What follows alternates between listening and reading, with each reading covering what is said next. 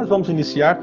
Pessoal, então, aqueles que não saudei, boa noite, graça e paz a você. É uma alegria imensa compartilhar desse espaço, né? E o Senhor nos deu essas possibilidades de usar essas tecnologias, mesmo tão distantes. Silvana está no sul, né, Silvana? E compartilha conosco aqui. Isso é bom, isso é extraordinário. Deus nos dá competências e habilidades para que em diversas áreas nos apropriemos, né, dos saberes e utilizemos todos eles para a glória de Deus. Luiz com engenharia, o Fábio com história, Selene com a medicina e vocês, tantos outros, né, em diferentes áreas, mas vocês conseguem linkar, fazer essas conexões e sabem que vocês não são compartimentados, vocês não são divididos, cindidos, e vocês vivem diante de Deus, né, no mundo de Deus. E esse mundo todo em que você se apropria, né, que você percebe e que você navega, né, você trabalha, você sente, você ama e vive nele diante de Deus. Isso que é bom, isso é gostoso, né? A fé cristã nos dá essa possibilidade. Dizia lá o Chesterton. Chesterton é um autor católico romano, mas incrivelmente, viu, pessoal? Ele é publicado por editoras protestantes, cristãs, inclusive pela Mundo Cristão, né? O Chesterton fazia uma analogia interessante sobre o ícone bizantino, né? Eu já até falei na aula inaugural sobre isso. O ícone bizantino é aquela iconografia, aquela pintura presa a uma temporalidade sob influência cristã oriental. O ícone, ele insurgia em grandeza e o olhar do ícone, sempre representando as figuras apostólicas, Maria, ou a própria divindade, não é? Havia alguns elementos que permitiam com que Deus fosse representado, mas nunca numa perspectiva realista, sempre transcendente, né? E, por exemplo, Jesus era representado como cordeiro, e Deus só via a mão dele. Mas Cristo era representado em figura humana, exatamente por conta da doutrina da encarnação. Isso é incrível, né, gente? Isso é gostoso demais. E o olho do Cristo Pantocrator, todo-poderoso Cristo bizantino, era amendoado, gigantesco, né? A cabeça enorme, e é desproporcional. E o Chesterton fazia uma comparação interessante, porque o ícone bizantino, o olho do ícone aberto, grandioso, amendoado, significava que a fé cristã estava aberta para toda a realidade. Então, enquanto as religiões orientais se voltam para si, por exemplo, a oração lá no budismo, não sei se vocês conhecem, a oração no budismo é uma oração que se faz para o cosmo e para si mesmo, ela vai e volta. Agora não, a fé cristã é aberta para toda a realidade que a circunda, não é? Porque nós vivemos em um mundo, uma criação que é distinta de Deus e é resultado, obra das mãos de Deus. Nós vivemos nela, operamos nela, trabalhamos nela com responsabilidade e diante de Deus. Isso é lindo, isso é maravilhoso. Então, pensando nisso, nós iremos trabalhar a partir de diversos saberes, iremos entender um pouco, pelo menos eu penso, a relação da teologia com a filosofia. Isso se dá a partir de que conjuntura, de que momento? Há problemas nisso? Há limites? Há possibilidades? Isso é bom ou é ruim? A gente vai aprender um pouco sobre isso hoje, dividindo com vocês aqui. Portanto, a nossa proposta é que vocês falem, primeiro, a partir de um ponto que nós registramos em nossa proposta de aula, a defesa da fé. O momento seguinte será a relação entre teologia e filosofia. E, por fim, a formação do cânone do Novo Testamento. Pois bem, quem irá iniciar é o Luiz? Sim, sou eu. Certo? Então, vamos começar. Então, eu cumprimento a todos, né, ao professor, aos meus colegas aí, com a paz do Senhor. Amém. Eu também agradeço a Deus aí a oportunidade de aprender com vocês, né? Além de aprender, né, apreender, né, colocar em prática esses ensinamentos aí sobre fé, sobre Deus, sobre a bondade de Deus, a sua misericórdia, a sua graça. Então, a minha parte, ela ficou para falar sobre o segundo grupo de pais da igreja, né, que estão inseridos aí no século segundo e terceiro. São os chamados apologistas ou polemistas, né? Apologista é quem faz um discurso aí através de um texto que defende, né, que justifica alguma doutrina, aquilo que ele acredita ser verdade, né? E o polemista é o que participa da discussão, né? Que discute em torno da questão, que suscita as divergências, as controvérsias. Então, esses pais aí, apologistas e polemistas, eles defenderam a fé cristã dos ataques dos judeus, dos pagãos e das heresias. Ontem nós tivemos uma aula com o professor Fábio, de Direitos Humanos 2, né? E o professor falou que já foi questionado várias vezes sobre o porquê estudar história, estudar esses temas, esses vestígios do passado. Então, muitos dos problemas, né, das heresias enfrentadas pela igreja primitiva ainda estão aqui entre nós hoje, né? Só que com a roupagem diferente, com a cara nova, né? Por exemplo, hoje nós temos aí na nossa igreja a inserção de símbolos e práticas judaicas nos cultos cristãos, né? A heresia judaizante. Nós temos questionamentos quanto à ressurreição de Jesus Cristo. Nós temos objeção quanto à canonicidade, à inspiração da Bíblia, mesmo observando nela o cumprimento em Cristo. Isso acontece hoje, nos nossos dias. Agora, esses homens aí, esses primeiros aí, eles defenderam a fé com amor, com paixão, com dedicação, com a própria vida, porque nessa época havia grande perseguição. Sim. Então, tem um desses documentos aí de defesa da fé, né, que são documentos apresentados com razão, né, com raciocínio, no intuito de convencer alguém, né, para afirmar, né, uma verdade, né, quer dizer, defender um posicionamento, defender uma crença, né. Sim. Então, nós temos um documento aí dessa época que se chama Carta a Diogoneto, certo? Então, o livro do autor que nós estamos estudando aí, o Franklin Ferreira, ele cita esse documento aí, produzido em meados do século II, que é considerado um dos primeiros textos apologéticos, né? Essa carta aí, nós não sabemos quem é o autor original, não há certeza para quem ela foi escrita, né? Porque esse Diogoneto aí, ele pode ser uma pessoa, como pode ser um título, né? Um título de um príncipe, né? O manuscrito ele foi somente descoberto em 1436, mas a carta é do segundo século.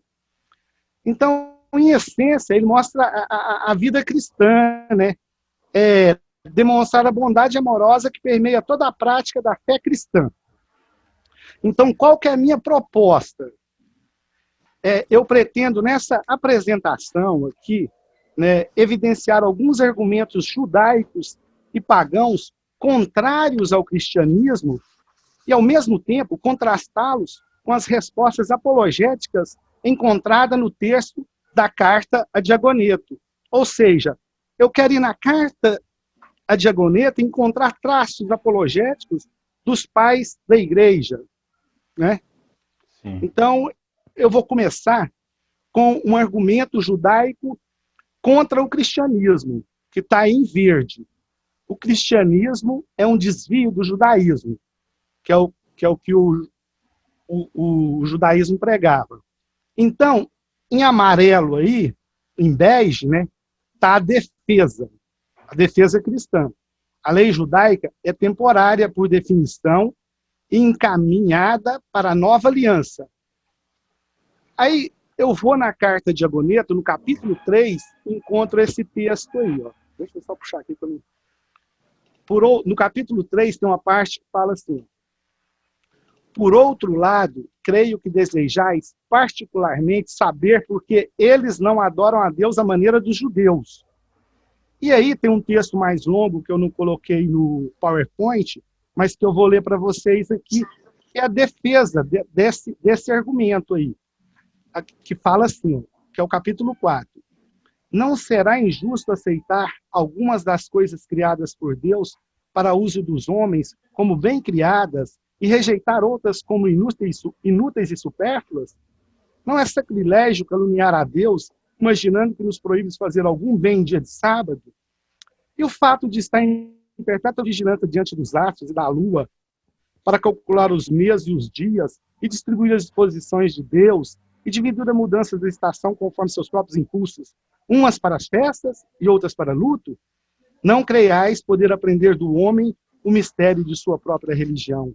Quer dizer, Deus a gente só pode aprender do próprio Deus mesmo. Agora, tem outro argumento judaico contra o cristianismo, que é a divindade de Cristo vai de encontro à unidade de Deus. É como se estivesse dizendo que a gente está tornando o Deus... nós estamos, na realidade, nós somos politeístas em vez de ser monoteístas. Né? Sim, Então, o argumento cristão está aí, em bege. O Antigo Testamento predisse os sofrimentos e também a glorificação do Messias. Isso aqui está lá no nosso livro. E aí eu pego e coloco a parte que eu percebi na carta. Então, capítulo 8 da carta. Nem homem viu nem conheceu a Deus, mas ele próprio se revelou a nós. Então, no capítulo 8, a carta fala da encarnação. Então, tem um pedaço do texto que fala assim, sobre Jesus. Né?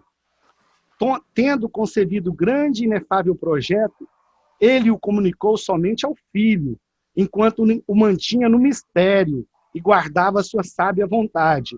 Aí vai lá para o final e fala assim, por meio de seu Filho amado, revelou e manifestou o que tinha estabelecido desde o princípio, concedeu-nos junto todas as coisas, não só participar de seus benefícios, mas de ver e compreender coisas que nenhum de nós jamais teria esperado. Então, Jesus é o Filho amado de Deus, é a revelação plena do Deus Pai. Outro argumento apresentado lá no livro, né, esse agora já é um argumento apologista, que é os tipos do Antigo Testamento apontam para Cristo. E eu consigo perceber ele na carta lá de Diogoneto, no documento, no capítulo 7, quando fala assim,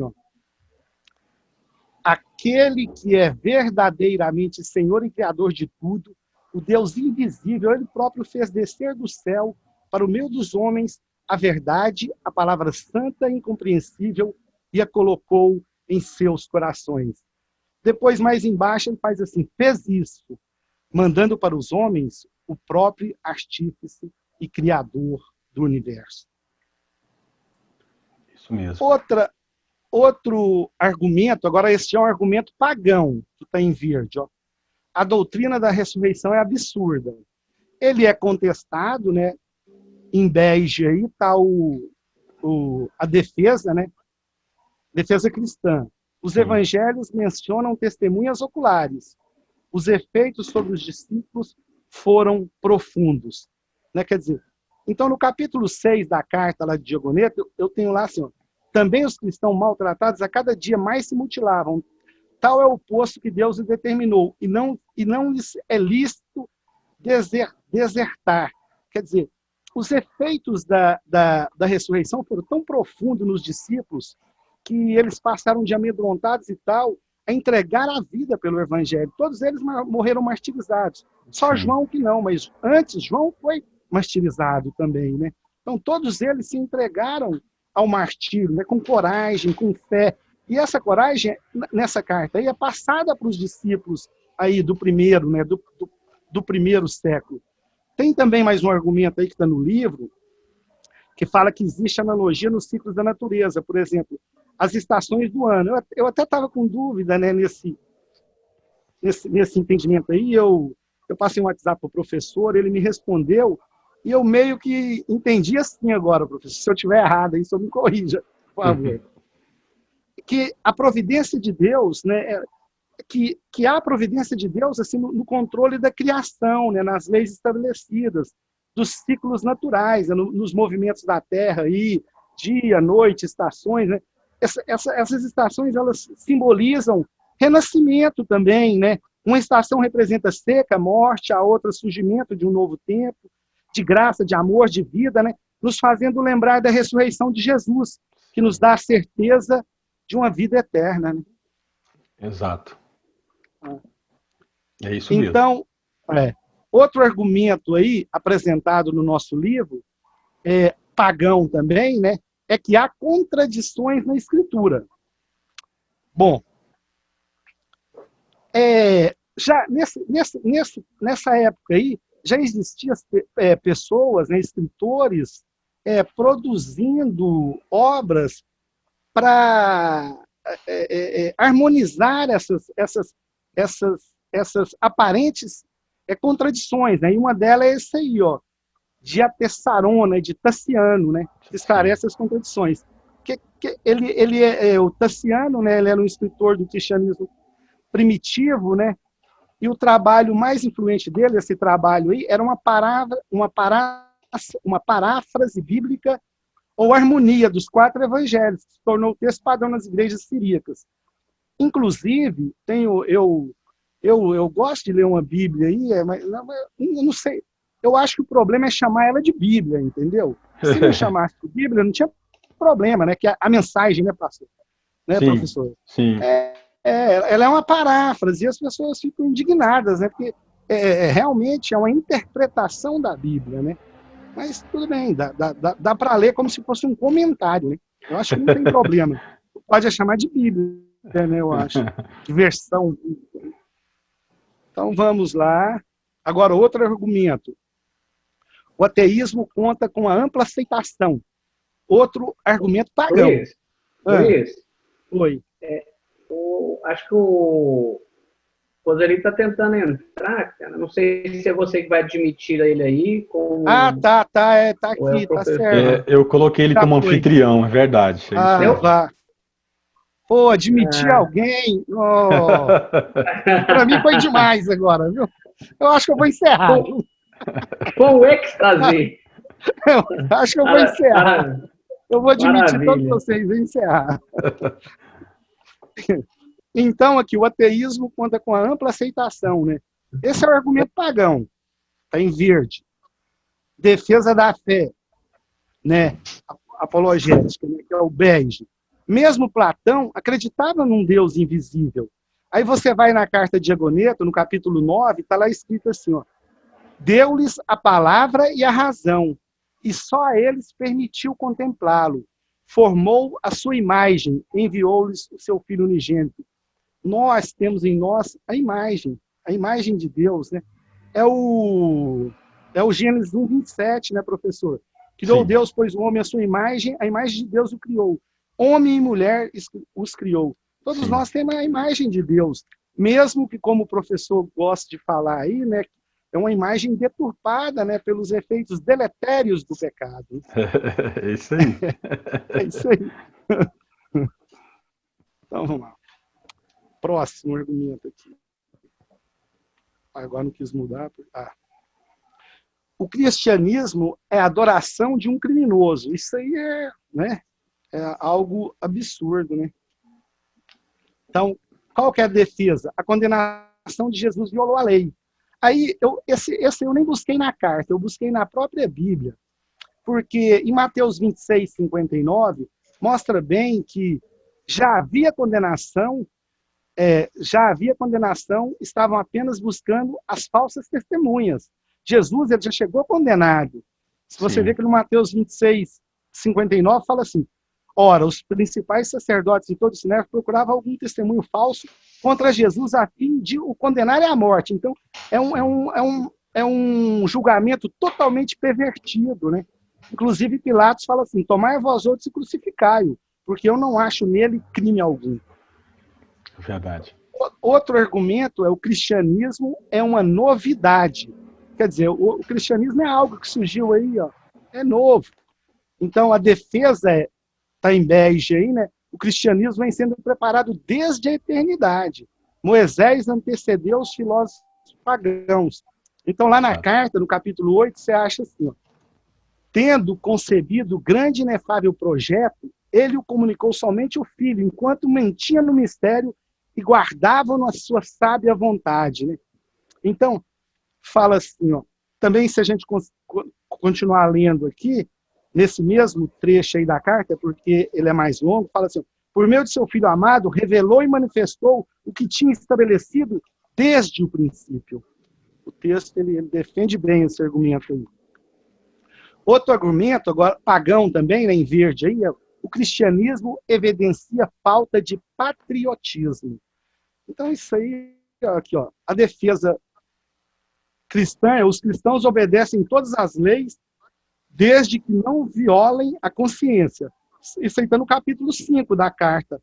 Toda pátria estrangeira é pátria deles. A cada pátria é estrangeira. Mas esse aí seria bom se eu lesse com vocês o capítulo 5, assim, um pedaço que fala sobre a vida do cristão. Olha aqui. Os cristãos, de fato, não se distinguem dos outros homens, nem por sua terra, nem por sua língua ou costumes. Com efeito, não moram em cidades próprias, nem falam língua estranha, né? Língua diferente do outro, né? Nem têm algum modo especial de viver. Vivem na sua pátria, mas como forasteiros. Participam de tudo como cristãos e suportam tudo como estrangeiros. Toda pátria estrangeira é pátria deles. A cada pátria é estrangeira. Casam-se como todos e geram filhos, mas não abandonam os recém-nascidos. Põem a mesa em comum, mas não o leito. Isso. Realmente, isso é lindo, isso é muito bonito. Estilo de vida violento, né? É. Violento, assim, no bom sentido. É muito assim, coerente, né, professor? Sim. Agora, o outro argumento aqui pagão é que os cristãos praticavam incesto e canibalismo. O que eu acabei de ler aí já é um pouco defende isso aí, né? Sim. Então, a apologia aí da fé cristã é: observe o estilo de vida dos cristãos, sobretudo o exemplo dos mártires. Hoje a gente vê muito isso aí, né, professor? Nossa. Às vezes, as pessoas nos acusam. Eu trabalho num lugar em que há uma polarização política muito grande, entendeu? Sim. Quer não, a gente está envolvido nisso aí, né? E, às vezes, eles nos classificam como ignorantes, pessoas que são tropeços, pedras para a sociedade. É verdade. Mas só que observe a nossa vida, observe a vida dele, observe o estilo de vida do cristão, observe o dele. Aí você vai ver, né? É isso. Não precisa nem fazer muita força, né? Então, no capítulo 5, fala assim, ó, da carta. Estão na carne, mas não vivem segundo a carne. Moram na terra, mas têm a sua cidadania no céu. Então, Luiz, eu acho que a Vanilde está tentando entrar. Já admiti. Agora eu estou esperto aqui agora. O cristianismo leva à destruição da sociedade. É outro argumento pagão. Isso aqui é absurdo do mesmo jeito, porque o cristianismo, na realidade, ele edifica a sociedade, né? É o que eu acabei de falar agora. Então, a defesa... Agora, essa defesa aqui, professor, ela apareceu no livro. Eu não sei, assim... Eu não achei ela... Assim, a defesa desse ponto, talvez, que eu achei que não fosse, né? Assim, as calamidades naturais, de fato, representam o juízo divino contra a idolatria, né? Sim. Eu posso Luiz, pensar... Essa é uma questão séria que vai cruzar mais de um século, porque vai tocar o século de Agostinho, lá no 5º século. É uma acusação comum de que as calamidades que sobrecaíram sobre o Império Romano seria culpa dos cristãos, porque os romanos, ao aderirem ao cristianismo, abandonaram as antigas religiões. Então, os deuses estavam enfurecidos castigando, né? contra os romanos.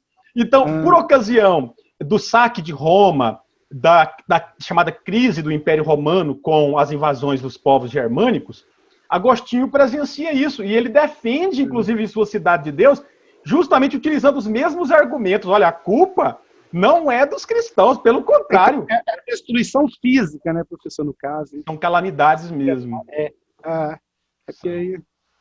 Certo, não mesmo.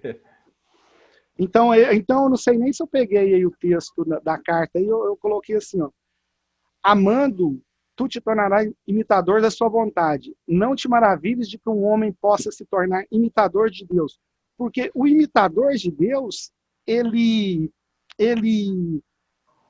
edifica a sociedade, né? Olha, o texto fala assim, olha, o texto completo. Se Deus, aqui, ó, fala assim, não te maravilhes de que um homem possa se tornar imitador de Deus. Se Deus quiser, o homem poderá. A felicidade não está em oprimir o próximo, ou em quem querer estar por cima dos mais fracos, ou enriquecer-se e praticar violência contra os inferiores. Deste modo, ninguém pode imitar a Deus, pois tudo isto está longe de sua grandeza. Todavia, quem toma para si o peso do próximo e naquilo que é superior procura beneficiar o inferior, aquele que dá aos necessitados o que recebeu de Deus, é como Deus para os que recebem de sua mão, é imitador de Deus. Isso. Então você tem uma ênfase aí, uma ênfase na vida prática, em uma moralidade cristã que destoava do mundo greco-romano. Então você tem ênfase desses escritos, né? Esse texto é basicamente isso aí, né, professor? Sim, sim. Essa defesa aí. Uhum. Então, aí o outro argumento, agora apresento mais algum argumento aqui, né, apologético. É interessante, Luiz, observar, eu acho que você já pontuou, esse documento, a Carta de Ogneto, muito embora seja um documento anônimo, ela possivelmente foi produzida há cerca de 120 da era cristã. É um dos mais antigos documentos de natureza apologética do que o cristianismo antigo produziu, né? Ele é perto do Didaquê, né, professor? Sim, sim, exatamente. Então, aqui, ó, os filósofos pagãos cometeram plágio, roubando suas melhores ideias de Moisés e de outros profetas. Isso é bom. Então, olha aqui, na carta, a carta fala assim, ó, você vê que a carta ela não nega a ciência. Aqui, ó, de fato, não há vida sem ciência, nem ciência segura sem verdadeira vida, né? Quer dizer, a ciência, como o senhor mesmo falou, sim, ela é a graça comum, né? Isso. Só que ela tem que estar restrita a uma esfera. Agora, o problema vem aí, nesse outro ponto. E lastimando a ciência que se exercita sobre a vida sem a norma da verdade. Quer dizer, quando ela entra na esfera do outro, tenta ser soberana a tudo. Então, o apóstolo diz, a ciência incha, o amor, porém, edifica. Exatamente. Justino é um dos grandes, né, que nesses primeiros tempos do cristianismo antigo, ele flertou com a filosofia e ele, nesse mesmo argumento, ele dizia, onde está a verdade, não importa onde ela esteja, é verdade de Deus. Esse mesmo argumento, ele vai ser defendido depois também pelo próprio Agostinho de Hipona. Então ele buscava o quê? Ele elaborou um conceito do logos espermaticós. O logos espermaticós era sementes de verdade. Então era necessário, a partir da filosofia, você subordinar a filosofia à Bíblia, à fé cristã, e a partir dela você buscar essa semente de verdade, não importando onde ela esteja, né? Certo. Professor, então o senhor entrou aí no meu último tópico aqui, que eu vou terminar rapidinho agora, não tem slide, falar de três apologistas aí, né? Sim. Que foi Justino de Roma, o que o senhor acabou de falar, né? Isso. Que fundou uma escola filosófica cristã na capital do Império, onde ele foi martirizado, sim, em que ele pregava isso que o senhor falou, toda a verdade vem de Deus, né? Toda. E estaria presente em todas as culturas, né? Quer dizer, e que a verdade, e que o cristianismo é a única e verdadeira filosofia, né? Exato. E a principal obra dele é Apologia e Diálogo com Trifão. Agora tem o Irineu de Leão, né, de 130 a 195, ele foi discípulo de Policarpo de Esmirna e sim, bispo da Gália, né? Sim. O livro dele, assim, importante foi o Contra as Heresias. Ele considerava a doutrina cristã verdadeira, né, a que continha o depósito apostólico. A teologia dele foi muito influenciada pelos escritos do apóstolo João e Paulo. Só aí dá para ver que foi gente boa, né? Ele é uma das grandes referências entre esses pais apologistas, né? Essa nova categoria de pais antigos da igreja, entre o segundo e terceiro século, exatamente porque ele fazia uso da filosofia, mas ele subordinava a filosofia à Bíblia, à Escritura. Ele era um pai apostólico, entre todos, o mais bíblico. Muito bom. Bom. Agora o último aí, e para finalizar, é o Tertuliano de Cartago, né, que é 160 a 220, ainda que não seja considerado um pai da igreja, é conhecido como o primeiro grande teólogo latino. Ele era opositor de Marcião, né? Marcião Isso. é aquele que desprezava o Antigo Testamento, né, professor? Exato, ele era gnosticista, né? Gnosticista, Uhum. E agora, o engraçado é que ele era contra o Marcião, e no fim da sua vida, porém, o Tertuliano se tornou montanista, né? Agora, o montanista já é o contrário, é muito espiritual, né? Assim, pessoal, na aula anterior até tangenciei o montanismo, né? E o montanismo foi Ferreira aborda a questão assim, de forma en passant, muito rápida. O montanismo foi um fenômeno dentro da igreja antiga, uma resposta àquela inclinação da igreja institucionalizante. Você tem agora uma igreja que toma novos rumos e aquela identidade da igreja, aquela referência da igreja antiga, ela começa a ser esquecida.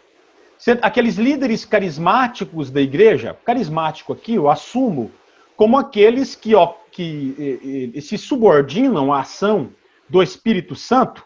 Portanto, você tem todo um movimento no interior da igreja de expansão da igreja como um movimento do Espírito. Agora, nessa conjuntura, em grande medida, essa expansão da igreja, esse vigor da igreja, depende de um clero que é considerado como clero, quer dizer, ele é muito poderoso. As rédeas naquele momento anterior estavam nessas figuras carismáticas, sob o domínio das figuras carismáticas, mas de última instância se devia à operação do Espírito. Então é um movimento aqui, nessa conjuntura, de resposta a esse descalabro da igreja nesse período. É por isso que Ferreira chama de movimento de renovação. Olha só, gente, é importante isso aqui. Tem muito historiador da igreja hoje que já faz uma leitura, uma releitura do montanismo e muito otimista. Não é mais aquela leitura antiga, né, de que o montanismo é uma heresia. Então, tem muita gente lendo o montanismo não como um movimento herético, mas um movimento de renovação, de fato, dentro da igreja. Tertuliano aderiu ao montanismo no final da vida, né? Então, a única coisa que eu achei aí no montanismo, professor, pelo que eu li, né, eu não sei, é que, vamos supor, eles chegavam a igualar a opinião, assim, com a Bíblia, né? Aí que está o problema. O que o Espírito falava poderia, assim, ter um nível de Bíblia. Existe então, essa interpretação. Não era fechado, então, né? Eu acho que, não sei se eu entendi bem. Sim, é isso mesmo. Então, o grande ataque ao montanismo, existem duas principais fragilidades. Uma é essa, Luiz, de que possivelmente eles equiparavam as novas revelações, a essa ênfase carismática, à revelação propositiva de Deus na Escritura. A outra era de que o montanismo ele dava muito valor à figura do profeta. Então, o profetismo e o próprio montano, a palavra do montano, era quase que equivalente à voz do Espírito Santo, né, nessa perspectiva. Tá aí hoje também, né, professor? Sim, é o problema que o pentecostalismo enfrenta ainda hoje, né?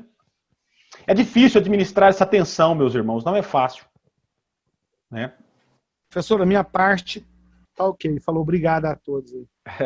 Luiz, parabéns, muito bom mesmo, muito bom, parabéns. Muito bem. Olha o que Luiz pontuou a partir desses principais pais nesse momento da igreja antiga. Justino de Roma, a frase emblemática que pertence a ele, né? Toda verdade vem de Deus, lembrem disso. Mesmo que esteja em Platão. Isso é bom, viu? Isso é bom. Temos agora Irineu de Leão, polemista, né? Discípulo de Policarpo. A encarnação redimiria os pecadores e a criação. Gente, eu que trabalho com os neocalvinistas, você tem uma perspectiva, é uma tensão também difícil de ser administrada, mas existem algumas leituras possíveis na relação da igreja com a cultura, certo? E esse é um problema que vem atravessando a igreja através dos séculos. Alguns entendem que a cultura está tão atravessada pelos efeitos do pecado que ela não merece nenhuma atenção. Aí você tem um movimento de ascese, de fuga do mundo. Vamos fugir do mundo porque o mundo está contaminado com os efeitos do pecado. Então você tem essa perspectiva. Você tem uma outra perspectiva, que no decorrer da história da igreja também é encontrada, de que a cultura pode ser redimida para a glória de Deus. Então, veja o que dizia Irineu de Leão. A encarnação redimiria os pecadores e a criação. Tá vendo, gente? Então, qual que é a perspectiva aqui? De que é possível dialogar com a cultura. Você encontra isso em Justino também, porque Justino está dizendo, não importa onde a verdade esteja, toda a verdade é verdade de Deus. Então, você tem diferentes maneiras de lidar com aquilo que nós chamamos de mundo ou cultura. Aqui nós temos diferentes maneiras também de lidar com a própria filosofia. Como é que naquele contexto, que é o momento seguinte, né, de nossa reflexão aqui, os pais lidavam, né, com essa relação da fé cristã com a filosofia grega? O meu tema é relacionamento entre a teologia e a filosofia. Sim. Aí eu dei uma pesquisada nisso, na filosofia, qual o relacionamento entre elas, né? Uhum. E na filosofia trata-se do homem na área da razão humana e metafísica. E na teologia trata-se o homem com a revelação divina e a fé. Os grandes pensadores na antiguidade compreenderam que se tratava da mesma ciência no campo científico e filosófico. Entretanto, abordavam em uma realidade a partir de uma perspectiva diferente no ensino. Porém, o conhecimento na Idade Média que fundiu, né, todo esse relacionamento da filosofia e a teologia. Nos escritos de Tertuliano, Orígenes e Irineu, podemos ver três perspectivas diferentes da revelação do cristianismo com a filosofia e as implicações dessa ação para a hermenêutica. E ao fazer o teológico, Orígenes usava a filosofia como ferramenta apologética. Sim. E Irineu subordinava a filosofia e a teologia bíblica. Sim. Tertuliano, de forma consistente, rejeitava o uso da filosofia ao fazer teologia. Nas palavras do Justo Gonzalez, e provavelmente Irineu, que mais se aproxima do espírito original do Evangelho. Então, vejam bem, nesse segundo momento, qual seria a proposta? Avaliar, apresentar três possibilidades ou três tipos de relação da teologia, da reflexão cristã com a filosofia. Quais são os modos em que alguns pais da igreja antiga entendiam essa relação da teologia, da reflexão teológica com a filosofia? Nós temos aqui três principais pais da igreja, certo? Tertuliano, ele fica numa zona assim, de penumbra, ninguém sabe ao certo como eu catalogo Tertuliano. O certo é que Tertuliano foi uma figura de grande envergadura para o cristianismo latino, romano, ocidental e, claro, africano, porque ele está lá em Cartago, certo? Bom, mas nós temos aqui, portanto, 3 principais nomes. Quais são eles? Vamos lá, pessoal. Primeiro, Orígenes. Segundo, Irineu. Por fim, Tertuliano. Esses 3 representam 3 modos pelos quais a reflexão cristã relaciona, o lugar da fé relaciona com a filosofia. Nós temos primeiro Orígenes. Como ele se relacionava com a filosofia? Ele utilizava inescrupulosamente a reflexão filosófica, a filosofia, principalmente neoplatônica, para fins apologéticos. Então, ele não via nenhum problema, nenhum limite em estar dialogando com a filosofia. Isso se tornou muito problemático. Por quê? No afã de traduzir a mensagem cristã a partir de categorias filosóficas gregas, você correria o risco, eles correram esse risco, de mudar a mensagem cristã, de abandonar a cosmovisão cristã. Então, é um risco que esses pais dos primeiros tempos correram, principalmente Orígenes. Segundo, nós temos Irineu. Irineu, ele representava uma escola catequética, uma escola cristã, representada pela escola de Antioquia, cuja leitura teológica era literalista, uma leitura gramático-literal, muito próximo da leitura protestante moderna. Então, é nesse aspecto que Irineu ele estava muito mais próximo de uma leitura fiel, uma leitura bíblica fiel, de uma leitura cristã fiel. Ele não via problemas em subordinar a reflexão filosófica, a filosofia e a teologia. Ele não tinha problema com isso. Era possível para Irineu subordinar a filosofia à teologia. Então, notem, nós temos aqui 2 modos de se relacionar com a filosofia, nessa relação da fé com a filosofia. Primeiro, Orígenes representa um modo de se relacionar com a filosofia, onde o teólogo não vê problema em se apropriar de todas as categorias da filosofia grega para transmitir, para traduzir a mensagem cristã, e que se mostra problemática, certo? Segundo, nós temos um modo de agora ler, de traduzir a mensagem cristã a partir de categorias filosóficas. No entanto, a filosofia deveria estar subordinada à teologia, à fé cristã, e não o contrário. Essa proposta é vista, é entendida em Irineu. Aí nós temos um terceiro modo de se relacionar com a filosofia. Como que a teologia se relaciona com a filosofia? Aí nós temos um terceiro modo, que é a negação absoluta. O que Tertuliano dizia? Gente, presta atenção no que eu vou dizer, que é uma frase de Tertuliano, né? É engraçado. Ele interrogava, ele questionava os seus pares, os seus colegas teólogos. Que relação tem entre Atenas e Jerusalém? Que relação teria entre a reflexão filosófica dos gregos e a fé cristã?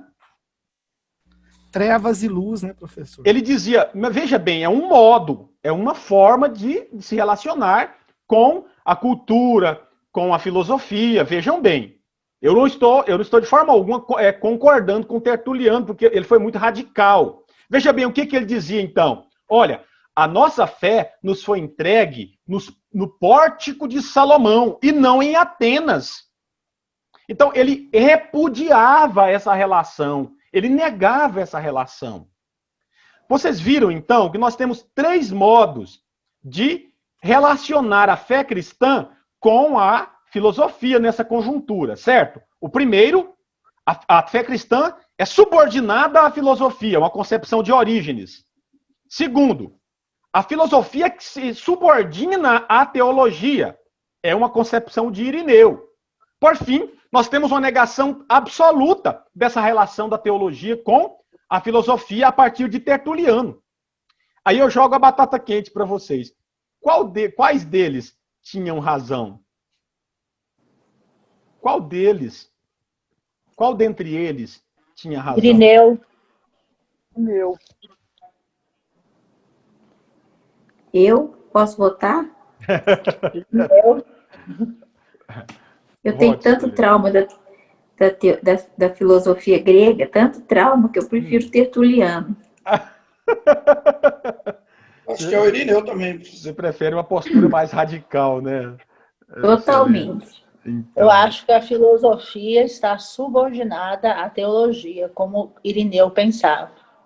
essa foi a proposta vencedora ao longo da história da igreja. Ela atravessa a antiguidade e atravessa a Idade Média toda. O que eu quero pontuar aqui é que há uma tensão. É preciso tomar muito cuidado entre essa leitura de Tertuliano e a leitura de Irineu. Por quê, pessoal? Porque muitos, no afã de traduzir a mensagem cristã a partir de categorias filosóficas, transmuta, modifica a mensagem cristã. Aí é um problema. Aí se torna um problema. É o caso, eu vou citar para vocês, lá na frente vocês vão estudar isso, é o caso da chamada teologia existencialista. A teologia existencialista do século XX, né, que vai beber, claro, no século XIX, mas ela bebe no existencialismo de Kierkegaard. Naquilo que vocês talvez até já sabem, já conhecem, que é a chamada neo-ortodoxia. Então, quando você tenta traduzir a mensagem cristã a partir dessas categorias filosóficas, você corre um risco de perder a mensagem cristã no meio do caminho.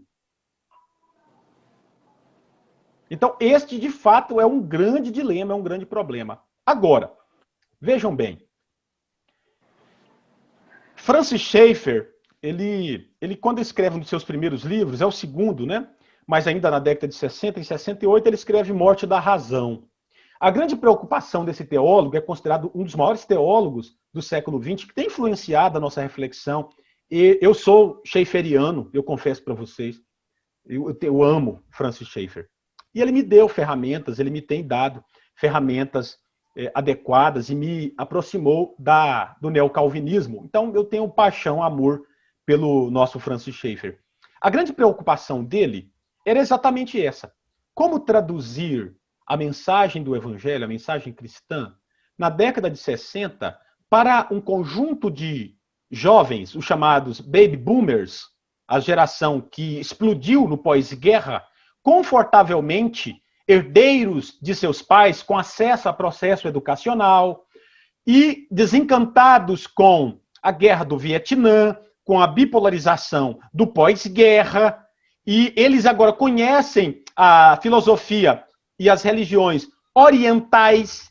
Eles estão decepcionados com o cristianismo e com os rumos do capitalismo ocidental, naquilo que nós chamamos de movimento de contracultura, sexo, drogas e rock and roll, meus irmãos. Agora, como que o Schaeffer, a preocupação dele é essa, como que eu traduzo a mensagem cristã para esses contextos contemporâneos? Essa sempre foi uma grande preocupação da igreja, sabiam disso? Tem gente, vejam bem, vocês têm essas experiências lá na comunidade de fé de vocês. Eu sei que vocês têm maturidade, já vieram de uma experiência longa, talvez já congregaram em diversas experiências, diversas comunidades de fé. E você percebe esses fenômenos lá dentro da sua comunidade. Existe aquele pregador, o predicante, que ele tem uma proposta de mensagem que você, do início ao fim, não consegue compreender o que ele diz. Por muitas razões. Nós temos aquele que está preso apenas aos contextos daquela mensagem imediata, que foi produzido, por exemplo, as epístolas paulinas, mas ele não contextualiza a mensagem. Qual o sentido da mensagem para os nossos dias, para os nossos contextos? Contextualizar ainda é muito importante, pessoal. Nós vivemos aqui deslocados do ambiente da igreja do primeiro século, com 2000 anos de abismo que nos separam deles. Tá vendo? Então, é preciso contextualizar a mensagem. É óbvio. Nós estamos aqui separados culturalmente de Paulo, de João, de Pedro, da igreja do primeiro século, há 2000 anos. É nesse sentido que a mensagem ela não caduca. Ela tem sentido para os nossos próprios contextos. A mensagem bíblica. Mas você precisa entender por que aquela mensagem foi produzida, o contexto de produção daquela mensagem e como ela pode ser aplicada em nossos próprios contextos. Aí tem aquele pregador, portanto, que ele começa na Terra, ele vai para a Lua. Da Lua, ele parte em direção a Marte e de lá não volta. Você espera que ele regresse, que ele venha para a Terra, para o planeta Terra, para que você tenha uma conexão com a mensagem, mas ele fica por lá. E aí você não consegue entender nada. É aquilo que nós discutimos na aula de ontem, né? O valor das disciplinas para a vida, para a realidade. Por que eu estudo sociologia? Por que eu estudo biologia? Por que eu estudo história? Qual o sentido disso para a minha realidade, para os meus contextos? Gente, tudo precisa ser contextualizado. Você é um ser que vive no presente.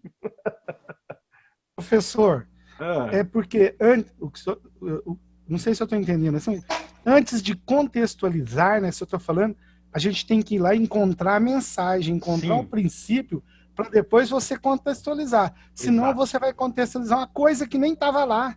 Exato. Você tem que partir sempre, sempre, dos insights bíblicos. É sempre da revelação propositiva, sempre da palavra de Deus.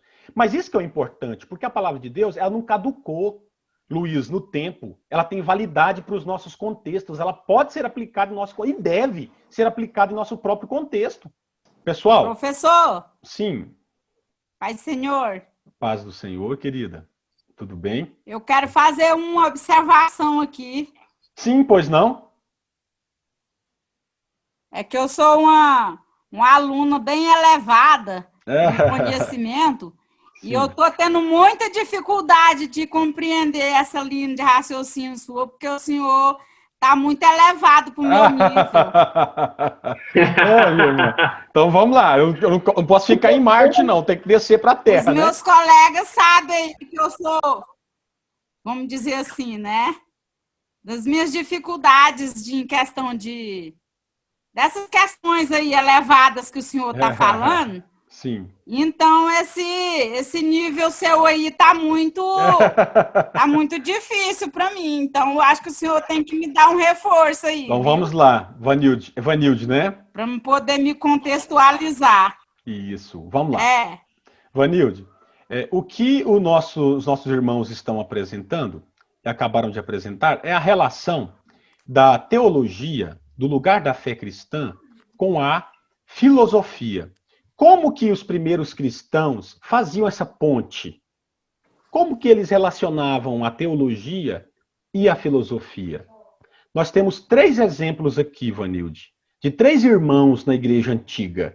Nós temos o primeiro, o nome dele era Orígenes. Ele não achava, não tinha dificuldade em subordinar a fé cristã à reflexão filosófica. Então, a filosofia para ele era muito importante. E ele fazia uso abundante da filosofia. Ele não tinha problemas com isso. Essa é uma visão de um dos pais da igreja antiga. A outra visão, Vanilde, é aquela de Irineu. Irineu, ele não tinha problema com a filosofia, contanto que a filosofia fosse serva da teologia. Essa é uma visão dominante na história da igreja. Então, o que os pais da igreja, em grande medida, pensam sobre essa aliança da teologia com a filosofia? Eles entendem que não há problema, desde que a filosofia seja serva da teologia. Você entendeu até aqui? Sim, estou compreendendo.